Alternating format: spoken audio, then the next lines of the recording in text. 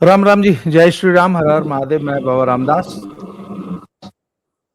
और मेरे साथ जुड़ गए हैं आज बंटी भैया। जी नमस्कार। राम राम। बंटी भैया, आप 3-4 दिन व्यस्त थे, यात्रा वात्रा में थे। इस बीच जी। एक बड़ा लखनऊ का एक बड़ा चर्चित कांड चल रहा है, जिसमें एक हम्म। नव विवाहिता 5 महीना पहले जिनका विवाह हुआ था, त्विषा शर्मा, नोएडा की रहने वाली थी। उन्होंने स्वयं अपनी जान ले ली अपने ससुराल में। अब मायका पक्ष जो है, और मायका पक्ष और पूरा लिब्रांडू समाज, सो कॉल्ड मीडिया ट्रायल चलाने वाले, चिल्ला चिल्ला के उसको हत्या हत्या हत्या हत्या बोल रहे हैं। जी। और एक पोस्टमार्टम हो चुका है, वो मंजूर नहीं है, दूसरा पोस्टमार्टम कराया जा रहा है और सीबीआई को जांच दे दी गई है। हम पिछले 2 केसेस में ऐसा देख चुके हैं कि लड़की वालों ने चिल्ला चिल्ला के सीबीआई सीबीआई चिल्लाए, जब एक्चुअल सीबीआई जांच होने लग गई तो सीबीआई की जांच से भागने लगे, फिर सीबीआई के सामने नहीं आए। नीट वाला कांड पटना वाला जरा याद दिलाइए। जी, पटना नीट कांड में भी इसी तरह से जितनी तबाही मचाई गई, कुछ लड़कियों के घटनाओं में या लड़कों के, जो कुछ घटनाओं में मैं कह रहा हूँ कॉमन इस तरह की घटनाएं हो जाती हैं और मुकद्दर होता है कि मीडिया ट्रायल होने लगता है, और मुझे लगता है कि उसमें कुछ जस्टिस हो जाता है। मीडिया ट्रायल से सिर्फ नुकसान ही नहीं होता, फायदा भी हो जाता है, मेरा अपना जो समझ है। और नीट कांड में लड़की के परिवार ने पहले स्टेट पुलिस पर संदेह जाहिर की, बवाल किया। उनकी मां बनी शेरनी, क्रांतिकारी, दिल्ली से कुछ आई महिलाएं जो जहां की भी परिचित हैं, वो लोग इसी के स्पेशलिस्ट हैं कि किसी मामले को कैसे बढ़ा के असमत से, भावनाओं से खेल के कुछ धंधा कर लेना है। तो फिर उसके बाद वहां दिया गया सीआईडी को, फिर सीआईडी पर भी बिलीव नहीं, तब बनाई गई एसआईटी आईपीएस के नेतृत्व में, और उन्हीं के जिस समाज से लड़की थी, तो बिहार में जानते हैं जातीय दुर्गंध से बड़ा प्रदेश है, तो उस समाज के ही अधिकारियों को और आईपीएस के नेतृत्व में दिया गया। उस पर भी बिलीव नहीं, तब दे दिया गया सीबीआई को। आपको सुन के आश्चर्य होगा, ऐसा पहली बार शायद हुआ। लोग जो कहते हैं, अब फिर हम लोग सारण पर भी आ जाएंगे, लड़की के पिताजी स्वयं हाई कोर्ट चले गए। जब सीबीआई का आदेश हो गया, ये सब 1.5 महीने में हुआ, जैसे जैसे जो मांग करते गए वैसे वैसे सरकार पूरी करती गई। तो हाई कोर्ट गए लड़की के पिताजी की, नहीं सीबीआई जांच न कराई जाए। सीबीआई पर भी मुझे बिलीव नहीं। अब इसके बाद तो कोर्ट के सामने या आपके सामने जो भी लोग प्रशासन में है, देश में है, कोई एजेंसी है नहीं मेरे ख्याल से हिंदुस्तान में। सबसे टॉप एजेंसी ये है किसी भी घटना को जांचने के लिए। आर्थिक रहता तो ईडी लग जाता, तो क्राइम के केस के लिए सीबीआई सबसे बड़ी एजेंसी। उसमें कई बड़े लोगों ने, जो थोड़ा सा जमीर वाले लीडर्स हैं, उन्होंने कहा कि तब क्या एक परिपाटी बना दी जाए कि परिवार ही जांच करके जो बता रहा है इसी को सत्य मान के और इसी पर फैसला दे दी जाए, जो कहा जाता। इस घटना में भी जो ट्रायल चल रहा है, थोड़ी देर के लिए मैं व्यस्त हूँ, इधर 3-4 दिनों से मेरे सामने भी आया था। इस पर अब थोड़ा सा बीच में ऐड कर देता हूँ, चूंकि छोटा सा सारण में भी ये घटना हुई थी, और ये जो लिब्रांडू समाज कह रहे हैं, जो चील कौवा की तरह किसी लड़की की मौत का, असमत का इंतजार करते हैं किसी भी समाज के, तो उसमें इत्तेफाक से आप ही मेरे ख्याल से हिंदुस्तान के इकलौते यूट्यूबर्स कहें या पत्रकार कहें या एक्टिविस्ट कहें थे जो सच के साथ खड़ा हुए, तमाम आलोचनाओं को सहते हुए। और बाकी पूरा इंडिया लग रहा था कि सारण में जो कुछ हुआ है और क्या कर देना चाहिए, उसका दूसरा पक्ष बड़ा भयावह है। लेकिन वहां दर्शकों को याद दिला दूं कि सारण में एक क्षत्रिय समाज की लड़की और पासवान समाज का लड़का, 5 दलित लड़कों को झूठा फंसाया गया था, और हम लोग 5 उन दलित लड़कों के पक्ष में खड़े हुए थे कि ये झूठा केस है, ऐसा कुछ नहीं हुआ है। वो सिंपली एक प्रेम प्रसंग का लड़का था और लड़की स्वयं कुएं में कूदी थी, और हम लोगों ने उन 5 लड़कों का साथ दिया था। मैं दर्शकों को याद दिला, दलित से भी बढ़ के, दलित समाज से निश्चित थे, कहना चाहिए दादा, निर्दोष लोगों का। उसमें हम लोगों ने तमाम आलोचनाएं सही, गालियां सुनी, निर्दोष का, चाहे किसी समाज का हो, हिंदू हो, मुसलमान हो, और आपको याद होगा कि वहां भी सीआईडी की मांग की गई है। ज्यों ही सीआईडी वहां स्थानीय सांसद ने कहा और सरकार ने अप्रूव कर दिया, तब वही माता पिता हाथ पैर पर गिरने लगे जो उन्होंने पब्लिक में बताया कि अरे ना ना सीआईडी मामला दबाया जाए। उन्होंने कहा कि अब परिवार फंस रहा है, क्योंकि जो कुछ हुआ था उस पर हम लोग दूसरा घटना पर चर्चा करना, मैं सिर्फ जोड़ रहा था, रिलेट कर रहा था। अब ये घटना जो है इस पर मेरा इसमें भी यही होगा। और मैं आपको बताऊं, मेरा अपना निजी विचार भी है, मैं भी एक सोशल एक्टिविस्ट हूं, मुझे भी कई आलोचनाएं और मुकदमे देखने को अवसर मिला है। ये दहेज वाले मामले, दलित एक्ट के मामले, महिला प्रताड़ना के मामले, मेरी समझ में, अब क्या मैं कहलाऊंगा उसके बाद नहीं जानता हूं, 99.99% झूठे ही होते हैं। और मैं डाटा के साथ बात कर रहा हूँ, आंकड़ों के साथ बात कर रहा हूँ, क्योंकि बेटियां मेरे घर भी हैं और मेरी पत्नी भी किसी की बेटी है। एक ही व्यक्ति डबल स्टैंडर्ड अपने विचारों में ला देता है जब उसकी बेटी के साथ होता है। हम तो सैकड़ों पंचायती में रहे दादा, तो वो दूसरा रूप ले लेता है, उसी के घर में जब हो जाता है तो दूसरा रूप हो जाता है एक ही व्यक्ति का। आंकड़ा मेरे पास ये है कि 96%, ये सरकारी आंकड़ा है, कोर्ट का आंकड़ा है, 96% फैसले ये फर्जी पाए जाते हैं, मतलब समझौते हो जाते हैं, उसका दूसरा पक्ष आप जानते हैं कि डील हो जाया करते हैं। मैं तो कई पंचायती में रहा हूं, कोई 96% मामलों का दहेज उत्पीड़न का और दलित उत्पीड़न में 94% मामले फर्जी पाए गए हैं और फंसे हुए लोग निर्दोष पाए गए हैं। आपको भी ये डाटा मालूम होगा, कोई देख सकता है डाटा से। तो जो 3 या 4% के डाटा के बल पर किसी भी कानून को ढोया जा रहा है, ये अपने आप में ही अभिशाप है। और अभिशाप समाज का क्या है, मैं आंखों देखी थोड़ा देशा शब्दों में बता देता हूं दादा।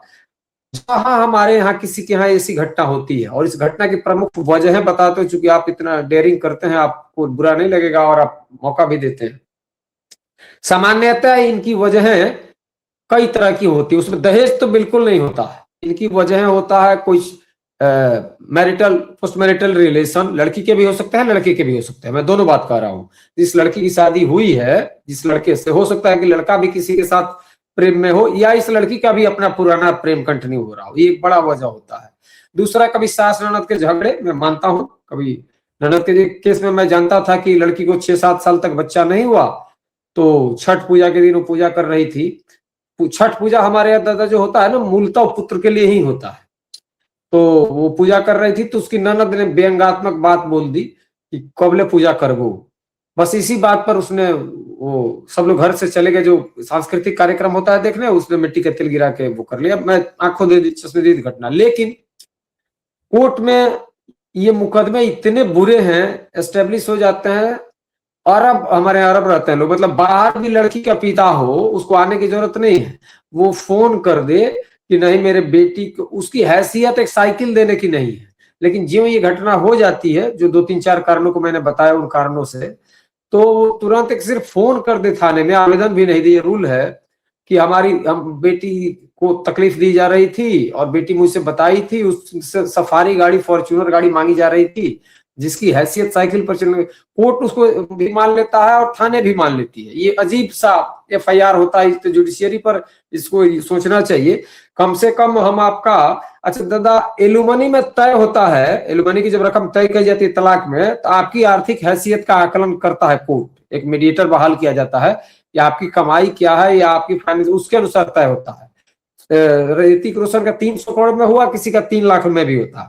लेकिन जब ये दहेज के मुकदमे होते हैं, तब इसमें मैं चाहता हूं लोगों तक ये आवाज जाए, कोई जिम्मेदार आदमी सुन रहे हो तो, तब नहीं तय होता है कि जो व्यक्ति आरोप लगाया रहा है कि मुझसे 50 लाख रुपए महंगे जा रहे थे, उसकी हैसियत भी 5 लाख की नहीं है। उसने जब शादी की तो 5 लाख की भी उसकी हैसियत नहीं थी, लेकिन एक मुकदमा कर दिया जाता है। और जी, आप कुछ कह रहे थे, पहले कर लीजिए। इस केस में त्रिशा शर्मा की मां या पिता की तरफ से एफआईआर दर्ज कराई है कि हमारी बेटी से 2 लाख रुपया दहेज मांगा जा रहा था। एफआईआर में 2 लाख रुपए की रकम बताई गई है। और जिस तरह का स्टैंडर्ड मुझे देखा मैंने, वो नेट पर जो आप चल रहा है, आप देख रहे होंगे, ये लोग डेटिंग ऐप के माध्यम से मिले हैं।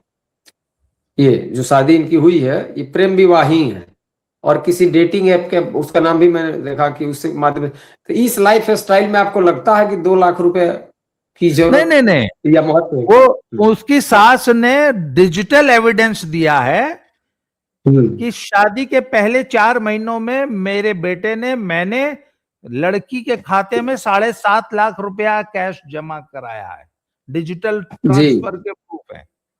तो कहते हाँ, जो परिवार मैंने अपनी बहू को 7.5 लाख रुपया दे रहा है, जी जी वो 2 लाख यही रुपए विडंबना है। मांगेगा। विडंबना है, वो 50,000 भी लिखवा देती तो FIR हो जाता। और इसी अच्छा, एक FIR चीज है, पर जी जी कल मुझे मेरी एक को पैनलिस्ट भी रही हैं, बड़ी मेरी बड़ी अच्छी जानकार हैं, पेशे से डॉक्टर हैं, उनका फोन आया, वो जी मुझसे बहुत नाराज थे मुझसे। कहती आप जी लोग एक हाँ तरफा बात करते हैं। मैंने पूछा क्या हुआ? कहते ये आप कैसे मान लेते हैं कि आत्महत्या थी? तो मैंने कहा जी मैंने तो बिल्कुल मान लिया। मैं अपने दर्शकों से, जितने दर्शक ये आज वीडियो देख रहे हैं, मैं ये आपसे सवाल कर रहा हूं, ठीक है मैंने मान लिया ये आत्महत्या नहीं थी, ये हत्या है। अब आप बताइए कि 80 किलो वजन वाली 5 फुट 8 इंच की हट्टी कट्टी तंदुरुस्त लड़की को एक या दो या तीन आदमी, 4 आदमी, 10 आदमी मिलकर पकड़ के जबरदस्ती, जबकि घर में CCTV लगा है, जबरदस्ती छत पे ले जाएं और उसको जबरदस्ती लटका दें। इस क्राइम सीन को आपको रिक्रिएट करना, तो भाई आप एक 80 किलो का एक सब्जेक्ट जी ले जी लीजिए, एक लड़की,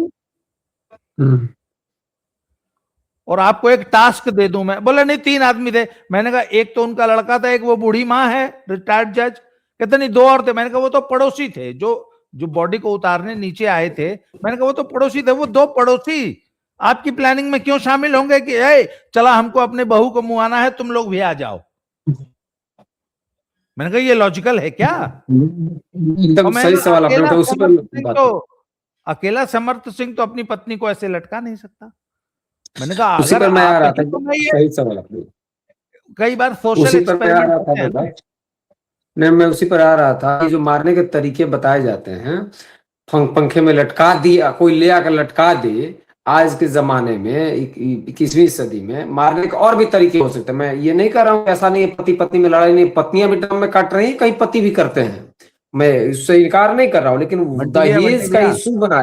जी जी एक मिनट, जीवित व्यक्ति को छोड़ दीजिए, वो जो जी दुकानों पे जो पुतले होते हैं ना, एक पुतला आपको दे दिया जाए जिसका वजन सिर्फ 20 जी किलो हो, जी या 5 किलो वजन का पुतला दे दिया जाए प्लास्टिक का, और आपको बोल दिया जाए ना कि चलो अब इसको लटकाओ, तो एक स्टूल पे चढ़ के न लटकाना होगा। बिल्कुल, फिर स्टूल हटाना होगा, फिर पंखा चलेगा। है ना? जी, पुतले को भी लटकाना मुश्किल हो जाएगा। और बेहद ऐसे ऐसे मुश्किल। आमतौर पे पुलिस का मोडस ऑपरेंडी क्या होता है जांच का? वो क्राइम सीन को क्रिएट करती है। नहीं, वो तब तब करती है जब थोड़ा सा मामला हाईलाइट हो जाता है। इस मामले में होगा। जनरली देखिए, इसमें पुलिस का भी, इस कानून के दुरुपयोग में पुलिस का भी योगदान है, स्टेट पुलिस का। मैं आपको बता रहा हूं, इसमें सुप्रीम कोर्ट का आदेश पिछले 12 साल पहले आ चुका है कि दहेज के मामलों में ये जो आरोप है, बिना जांच के गिरफ्तारी न की जाए। मैं आपको प्रैक्टिकल बात बता रहा हूं, चूंकि इन सब मामलों को मैं देखता हूं, हम लोग पैरवी करते हैं। ये जब गिरफ्तार करते हैं, मैंने एक जगह सवाल किया एक दरोगा से, उसके थाने में ही बैठकर, तो बोल रहा है कि देखिए हम लोग को भी जीना है, विशेष परिस्थिति एक लगा देते हैं कि विशेष परिस्थिति में, मतलब बहुत जरूरी था उसको गिरफ्तार करना। और एक मैं दूसरा पक्ष बता रहा था, क्या होता है जहां एक तरफा ही मैच हो जाता है। सामान्यतः इस केस में तो नहीं होगा, इसमें तो CBI गई, मैं जान रहा हूं इसमें सच होगा, जो भी थोड़ा सा मीडिया ट्रायल में। गांव में दद्दा होता है कि प्रेम रहता है, मैं आपको बता रहा हूं, कोई लड़ाई नहीं रहती है। और उसके बाद जब ऐसी घटनाएं हो जाती हैं बहू की, सारे घर वाले तो पहले भाग जाते हैं। ये पुलिस का दोष है, व्यक्ति का दोष नहीं है। पुलिस आते पहले सूचना मिलते ना, पहले गिरफ्तार करती है सबको, बिना एफआईआर, बिना किसी आवेदन का। ये कोई गारंटी नहीं है कि पुलिस वो मायके वाला देगा आवेदन कि नहीं देगा, पहले पुलिस आते गिरफ्तार करती है। इसलिए हम लोग के यहाँ यही मैंने देखा है, आप भी उसी इलाके से हैं, कि जब भी किसी के घर ऐसी घटना हो गई, तुरंत घर वाले भाग जाते हैं। अब 100 पड़ा हुआ है, अब मायके वाले आते हैं, तबाही मचाते हैं, पूरा करता है, ये किया वो किया, ये किया वो किया, आवेदन देते हैं, और पुलिस इसमें बेईमानी करती है। मेरा अपना मन, दहेज के मामले में तो निश्चित तौर पर बेईमानी दहेज केस में करती है। पुलिस भी चाहती है कि एफआईआर हो जाए, फिर नाम निकालने और जोड़ने के नाम पर ही हो।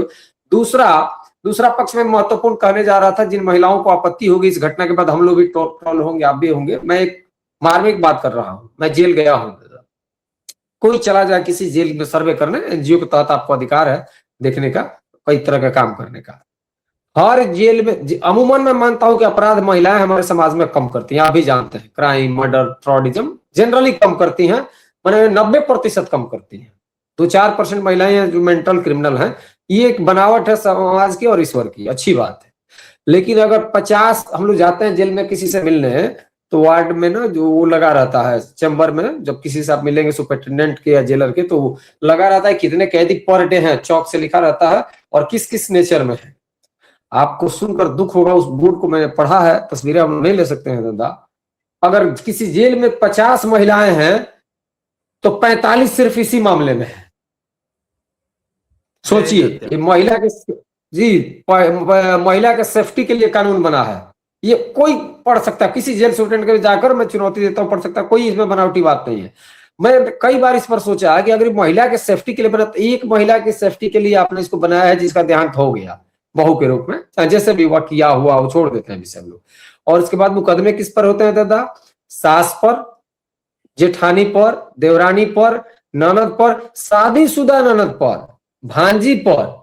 मतलब 5-6 महिलाएं जेल जाती हैं। ये 304 भी जब लग जाता है, पता नहीं बीएनएस में क्या इसका धारा आया है, तो उनको जेल जाना पड़ता। आपको आश्चर्य होगा कि जितनी महिलाएं भारत के जेल में है, उसमें 95% सिर्फ इसके शिकार है। तो अगर आंकड़ों के लिहाज से देखा जाए तो महिला के संरक्षण के लिए है कि महिला के उत्पीड़न के लिए है? आप बोलिए।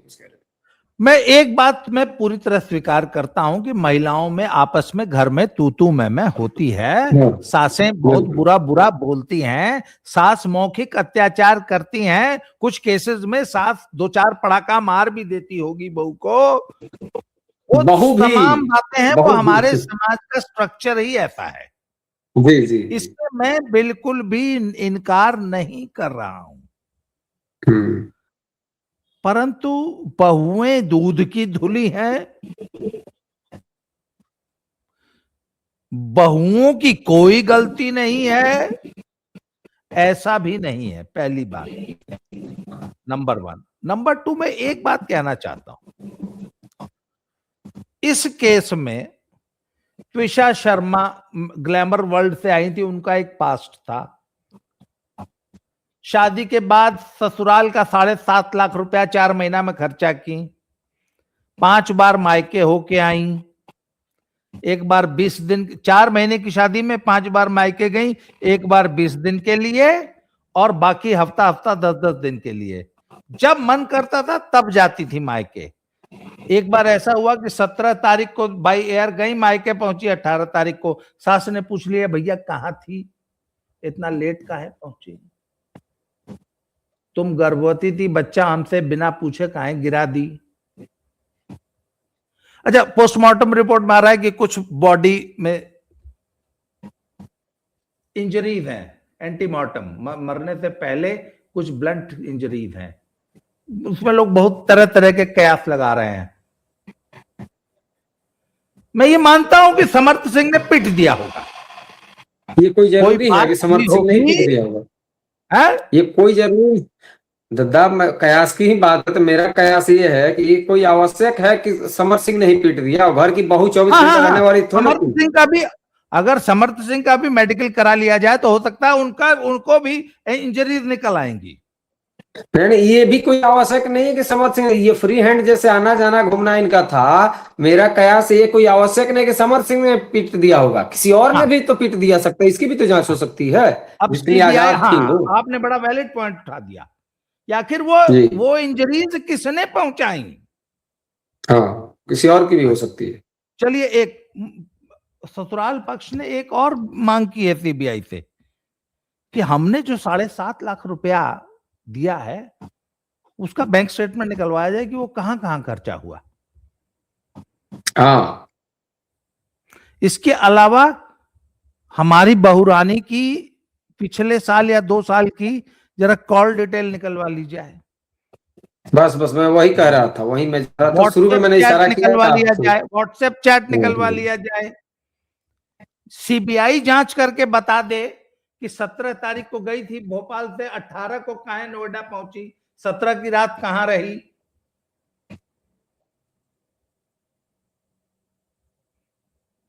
मायके से और ससुराल से क्या चैटिंग होती थी। मैंने शुरू में आपको इसी पर इशारा किया जो आपने खोल दिया कि मैक्सिमम का मेरे सामने यही परिवार पोस्ट तो आज मैरिटल सीबीआई रिलेशन की का रहा है, यही परिवार सीबीआई जांच से भागने लगेगा। हाँ बिल्कुल।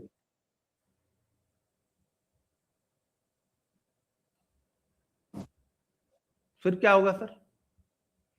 तब यही लोग जो कह रहे हैं कि गरिबाला सिंह अपनी बहू का चरित्र हनन कर रही हैं, कहीं सीबीआई पे तो आरोप नहीं लग जाएगा कि सीबीआई भी अब जो है विक्टिम का चरित्र हनन कर रही है। अगर सीबीआई ने उनके चरित्र का कच्चा चिट्ठा खोल दिया तो बिहार में ऐसा हुआ है, नीट वाले मामले में लगा है सीबीआई के आईओ पर ही इस तरह का आरोप। जो आप कह रहे हैं हो चुका है, आपकी बातें सतही तो हैं। कहता हूं जब सीबीआई निष्पक्ष जांच करने लगती है तो यही लिबरंडू समाज, यही लिबरंडू मीडिया सीबीआई पे आरोप लगाने लगता है कि सीबीआई तो विक्टिम का चरित्र हनन कर रही है, क्योंकि वो विक्टिम की असलियत खोल खोल के रख देती है सबके सामने। बिहार के असल में डीजीपी पर नीट वाले, बिहार के डीजीपी पर नीट वाले मामले में आरोप लगा है, डीजीपी पर और सीबीआई के आईओ पर।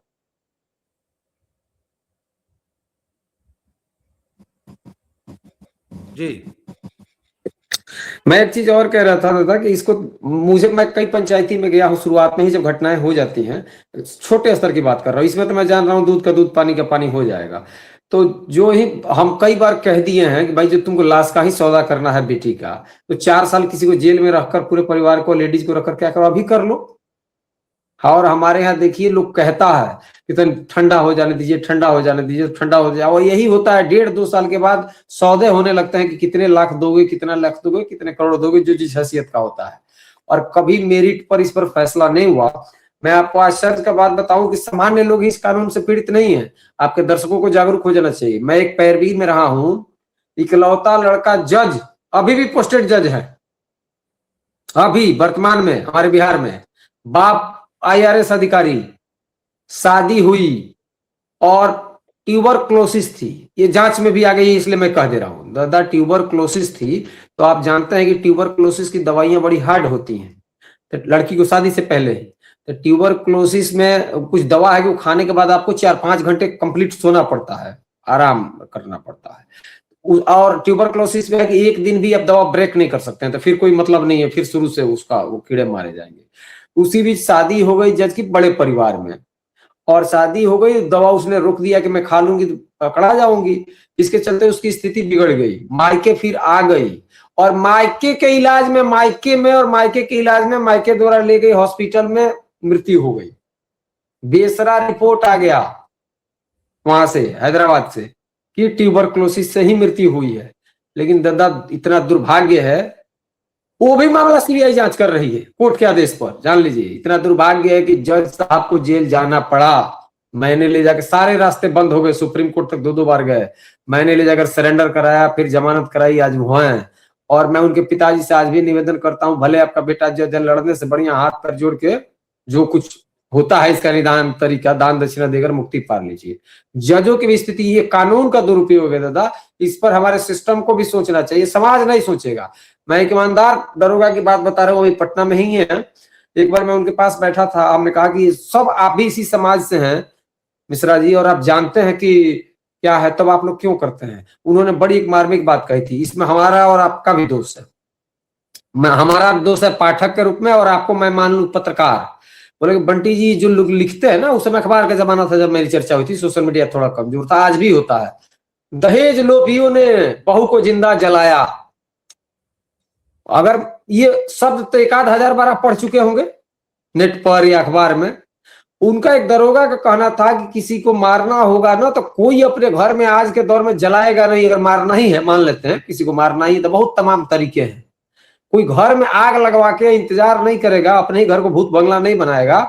बोला कि उन्होंने दो पक्ष उठाया था। एक तो लिखने वाले का माना स्थिति समझिए कितना मानसिक विकृत है, वो जानता है क्या सच्चाई है, फिर वो टैग।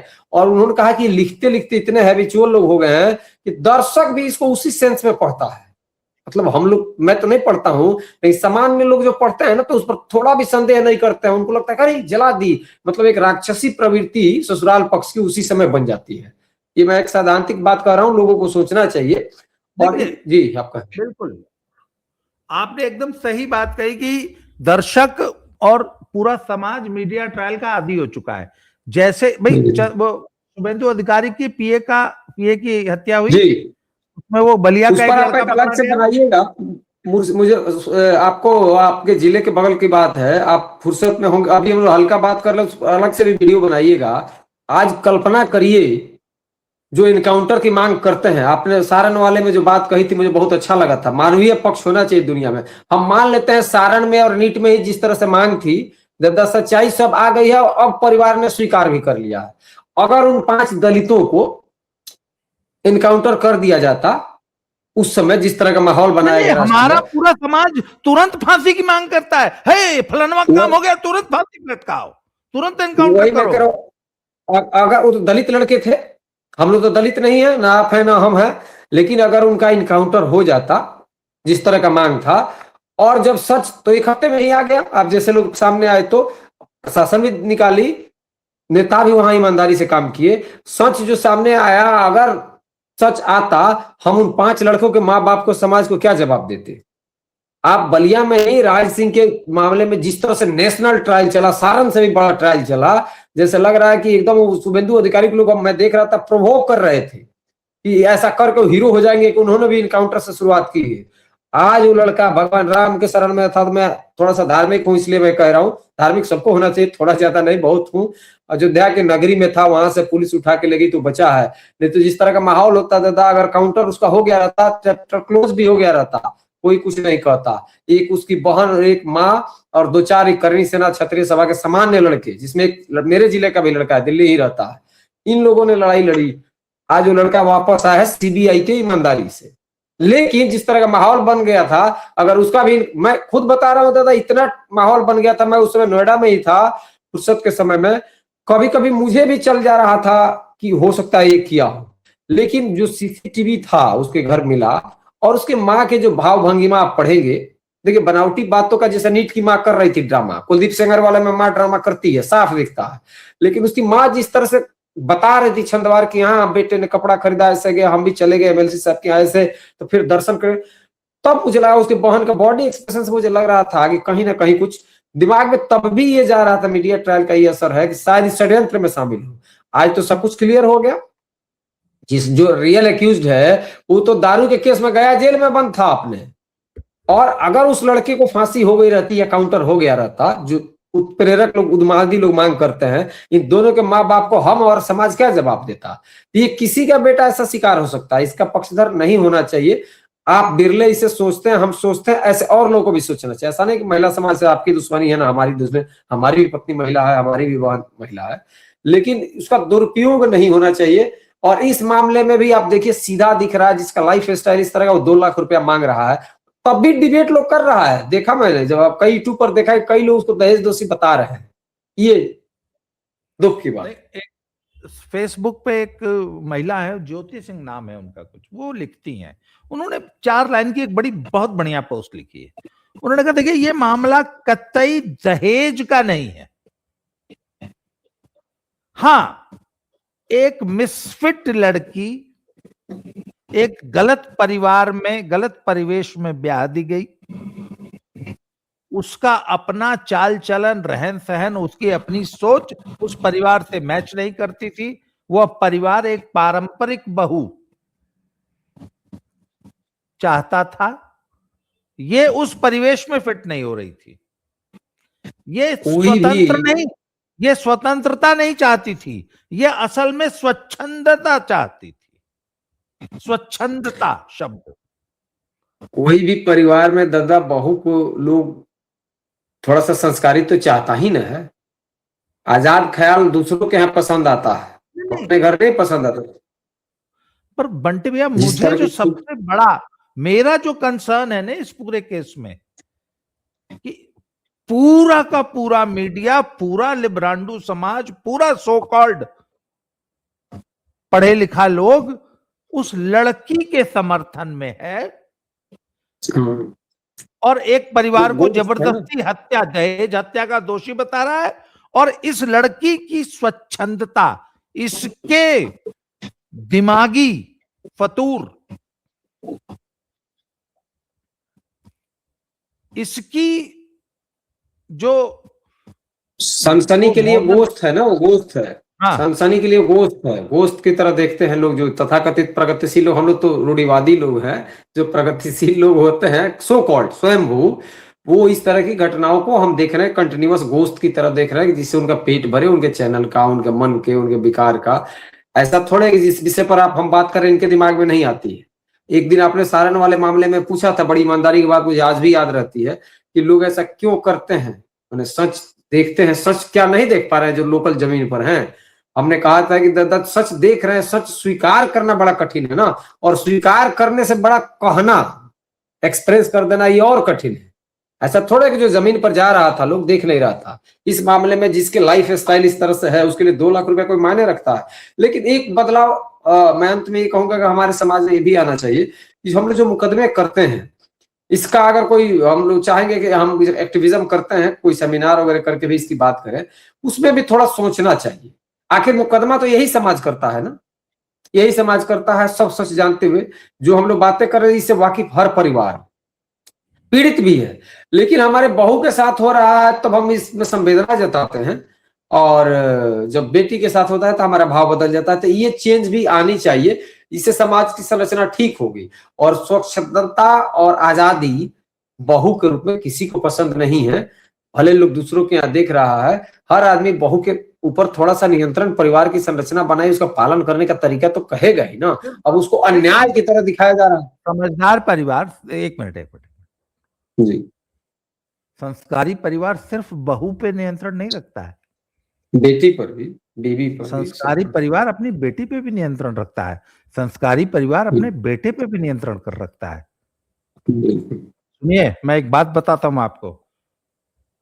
जालंधर में एक परिवार है, अरबपति है, अरबपति, 4 या 5 स्टील मिल्स और इतना बड़ा कारोबार है।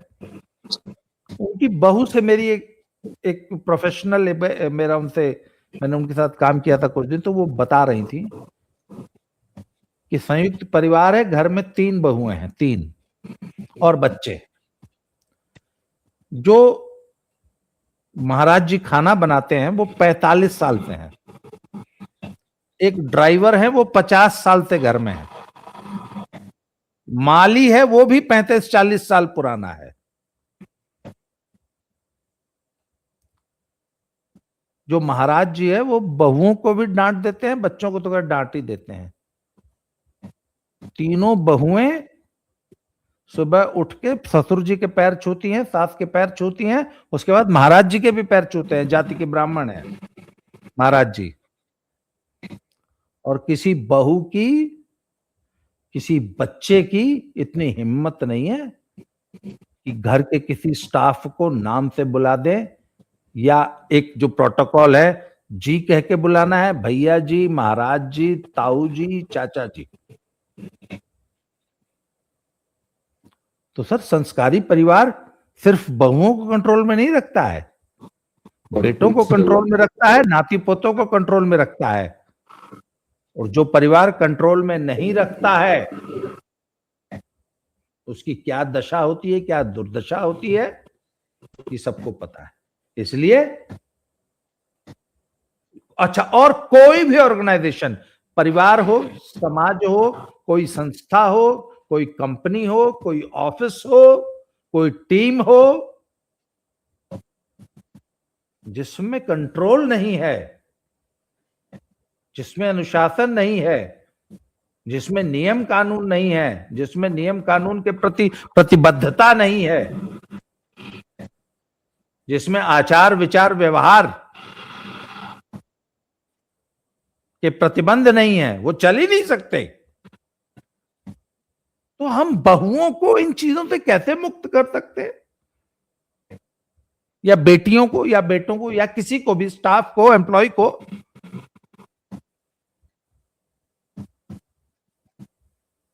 तो समाज में एक वर्ग पैदा हो गया जो कह रहा नहीं नहीं नहीं, वो तो होली काऊ है, उसको आप कैसे कंट्रोल में रख सकते हैं?